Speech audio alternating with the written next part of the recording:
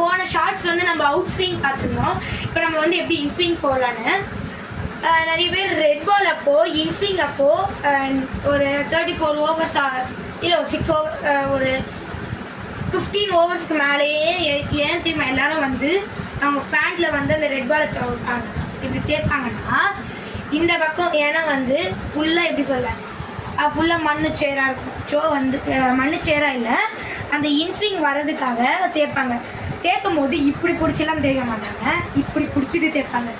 இந்த பக்கம் இந்த மாதிரி இதே பக்கம் தேய்ச்சிருந்தா இந்த பக்கம் ஆர்டராக வரும், இந்த பக்கம் வந்து தின்னாக வரும், ஐ மீன் லைட்டராக வரும். ஸோ வந்து அப்படி வரும்போது இன்ஸ்விங் கரெக்டாக வரும். இன்ஸ்விங் வந்து அவுட் ஸ்விங் போன தடவை வரும்போது இந்த விரல் வந்து டைட்டாக பிடிக்கணும், மற்ற 2 ஃபிங்கரை வந்து நார்மலாக வைக்கணும்.